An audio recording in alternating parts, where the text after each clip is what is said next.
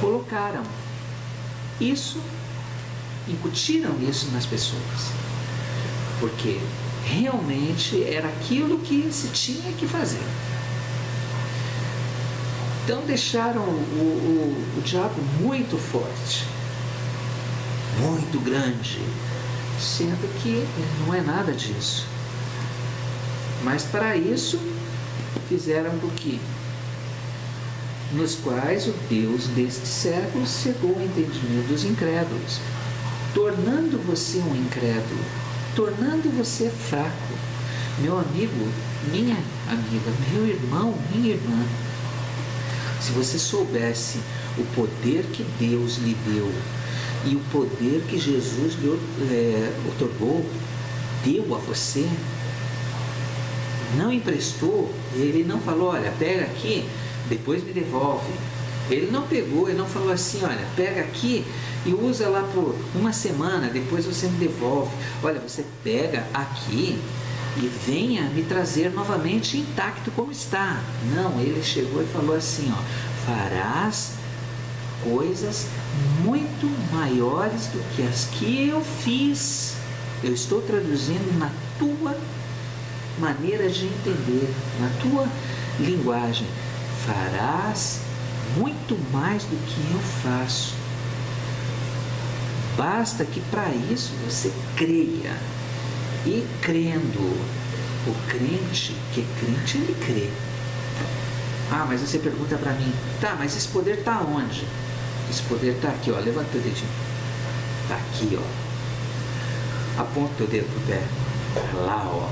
É pisando serpentes, pisando escorpiões. É que Deus lhe deu esse poder, Ele não lhe emprestou, Ele lhe deu esse poder. A partir do momento que você souber que você tem essa força, você, eu te garanto, será muito mais do que um vencedor. Porque a Bíblia diz que já somos vencedores. Ah, mas então, não. Jesus já pagou um preço. E ele fala, nos meus não tocarás, porque eu paguei um preço muito alto por eles. Dei o meu sangue e eles estão lá, salvos. É isso que eu falo. O incrédulo, o que é o incrédulo? É aquele que não crê, é aquele que crê assim mais ou menos. É até o ateu, né? Que é ateu, ele fala, poxa, eu sou ateu, graças a Deus. Então ele crê que realmente Deus exista. Ele crê que Deus existe, mas não é da maneira que ele vê e tal, que nós vemos, mas ele crê que Deus existe, né? Por exemplo, mas é tudo básica, científica, tá? Eu tenho visto programas aí na Discovery Channel e Travel and Living, aí, né, que diz assim, mas será que Jesus existiu? Como foi criado os planetas? Não, porque o planeta, meu amigo, se eu for falar de como foi criado o planeta, mas tem uma fase, a Bíblia não fala dos dinossauros. Claro que não fala. Ela nunca vai falar de dinossauro. Mas ela fala do que aconteceu. Vamos pegar ali só no primeiro versículo de Gênesis, né? No princípio da criação, Deus criou os céus e a terra, ponto. Deus criou os céus e a terra, ponto. Quer mais? E a terra era sem forma e vazia, e havia trevas sobre a face do abismo.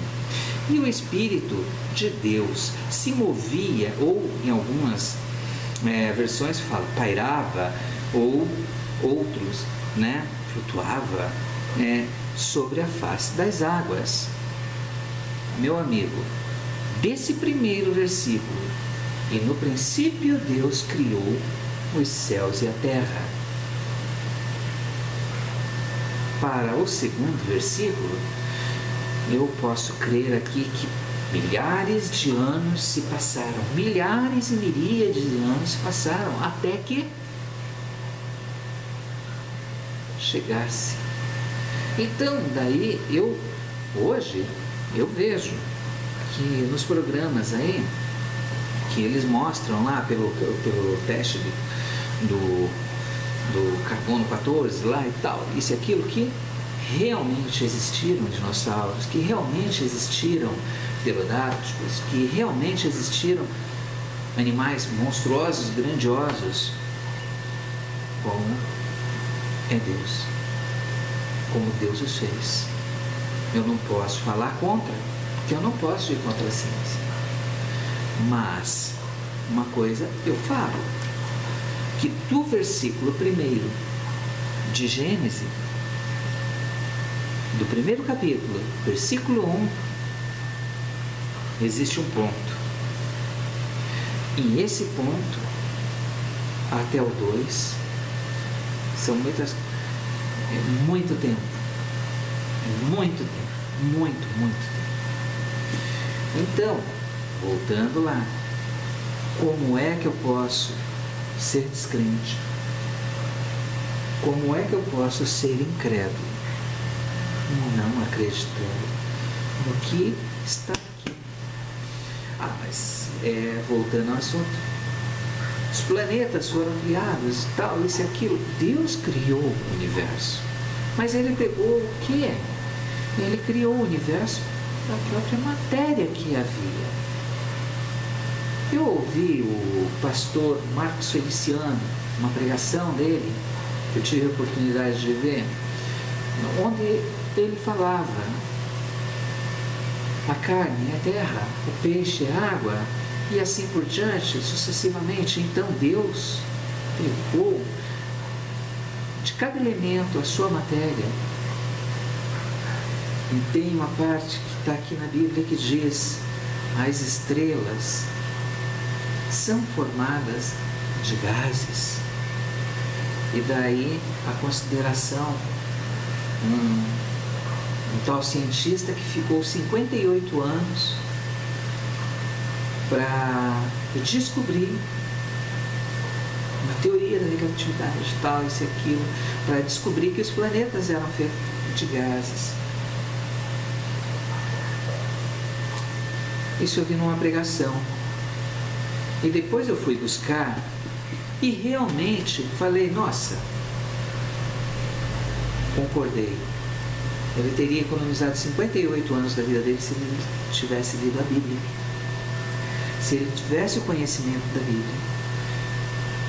Se ele acreditasse, não fosse incrédulo. O incrédulo, ele sempre vai achar uma desculpa para não ler a Bíblia. Mas não é por culpa dele. Não. Nos quais o Deus deste século cegou o entendimento dos incrédulos, para que não lhes resplandeça a luz do Evangelho da glória de Cristo, que é a imagem de Deus. Então, eu creio aqui, amigos, hoje, eu creio, irmãos, que se você aí, for buscar a resposta do teu suplício, do teu sofrimento, do deserto que você atravessa, da falta de dinheiro, da falta de amor, seus filhos não te obedecem, sua esposa faz o que quer e como quer e a hora que quer, você vive na porta de um bar, ou sai do teu trabalho para não ir para casa, para ter um pouco mais, esticar o seu dia, você entra num botequim, seja ele qual for, se é chique ou não, mas estica esse horário. Aí você chega em casa, você fala assim, a esposa pergunta, tá, mas até agora? Pois é, tive que trabalhar até um pouco mais tarde, porque não sei o que, o chefe pediu isso e aquilo. Mas a gente sabe que são subterfúgios, são fugas. Por que essas fugas? Porque você está fugindo da palavra. Porque a partir do momento que você, não estou chamando você para ser crente, não estou chamando para você para ser evangélico, eu estou chamando para você conhecer a palavra, que é diferente de você entrar dentro de uma igreja não, eu vou ser crente tal, isso e aquilo, coloca a Bíblia debaixo do braço como desodorante e ali fica, e é sem conhecer, sem saber do que fala, é uma sumidade. Não, não é isso não. Leia, conheça. Diz o ditado no mundo secular que o conhecimento vem pela leitura. E na igreja nós dizemos, a fé vem pela leitura. A fé vem pelo ouvir. A fé vem pelo ver.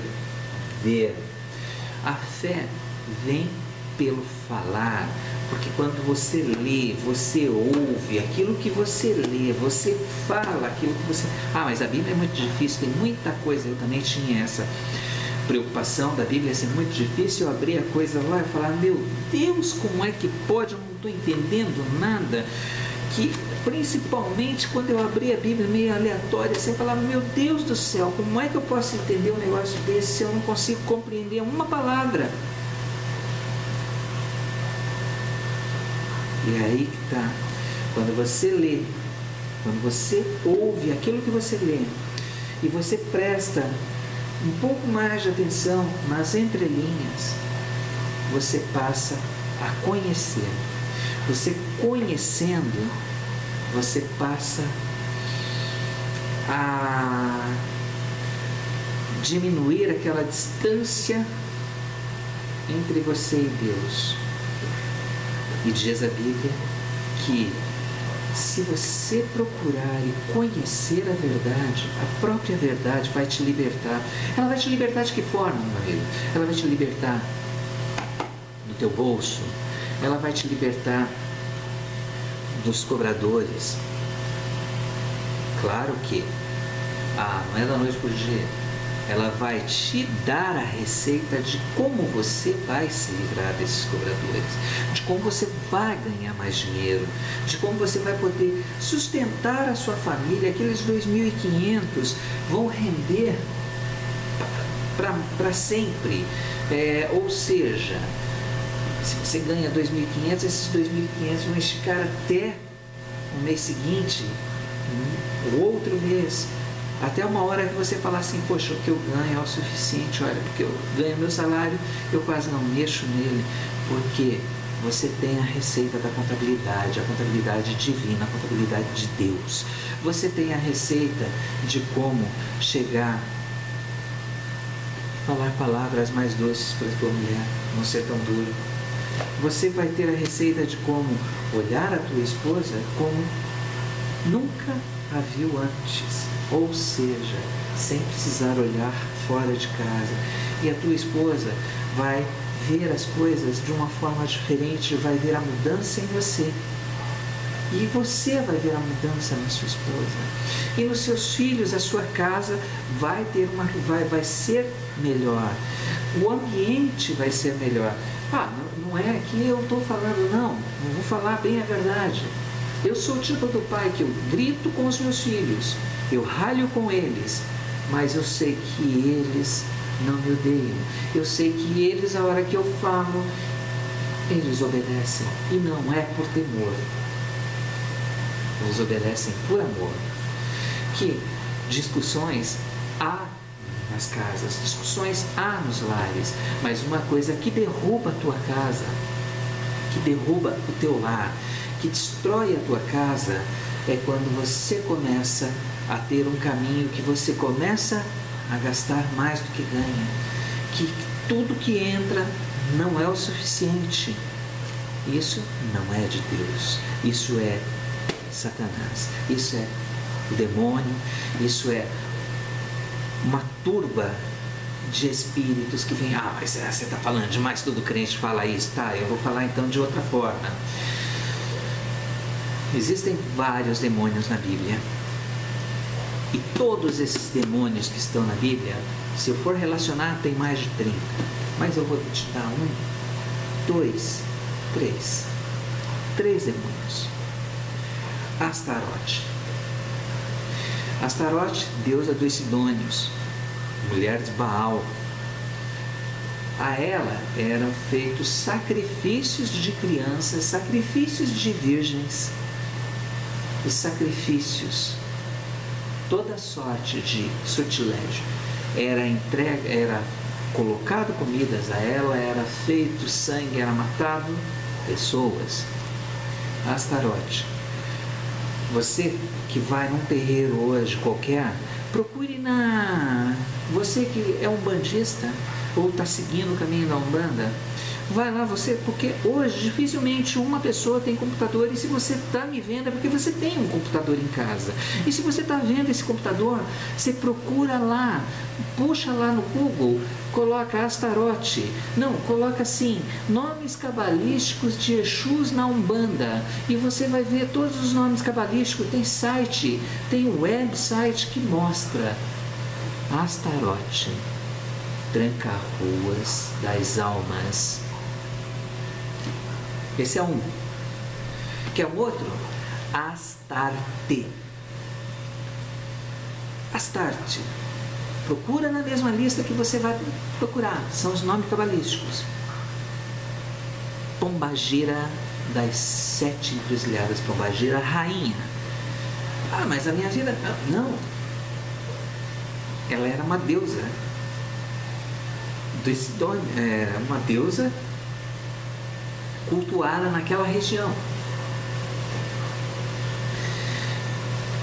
que a ela eram dedicadas festas bacanais, bebidas e todo o sortilégio de coisas. E o que a ela ali era praticavam sexo de maneira ilícita, sodomia e tal, homem com homem, mulher com mulher. E a pombagira faz o que hoje? Se não buscar e destruir a tua casa, o que ela faz? Como é a festa de uma pombagira num terreiro de Umbanda ou num terreiro de Candomblé? Ou mais longe, Beuzebu significa o Senhor das moscas. E qual é o demônio que tem hoje ligação com mosca, com sujeira, com podridão? Que é o Xumulambo, Maria Mulambo, que não sabe. Se você entra numa casa de uma pessoa assim, que é regida por esse demônio, você não sabe onde é banheiro, onde é cozinha. E é assim que ela vai entrando na consciência das pessoas, deixando com que o relaxo seja feito daquela forma. Você quer um outro demônio? Tá, então vai procurar nessa lista que você vai ver vários.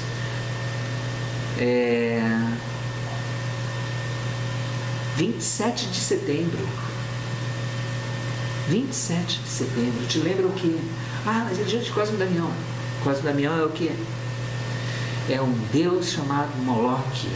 Moloque, cultuado lá é um deus balístico, é um demônio. Moloque é um demônio, daí vem a palavra moleque. Moleque, criança, foram trazidos pelos escravos aqui, pelo sincretismo, deram o nome de São Cosme e São Damião, mas não tem nada a ver, é demônio, porque demônio se alimenta do quê? É dado a o quê? Ele não tem mão para pegar, ele não tem nada, mas você, hoje, você passa a saber a receita da sua vitória. Sua vitória está onde? Sua vitória está no conhecimento. Sua vitória está de que forma? Sua vitória vem para derrotar Satanás através do conhecimento. Portanto, meu amigo, eu não te chamo para ser evangélico, não. Eu não te chamo para seguir uma igreja. Ah, tem a igreja lá da Graça, tem a igreja do Valdomiro, tem a igreja do pastor Silas Malafaia, tem a igreja da Assembleia de Deus, que são os Glórias, que são os nomes que dão, né? Tem, enfim, várias igrejas. Não, eu te dou um caminho. Este é o caminho. Esta é a verdade. E Jesus já falou: eu sou o caminho, eu sou a verdade, ninguém vem ao Pai senão por mim. Fora disso, você pode crer que não existe, é mentira.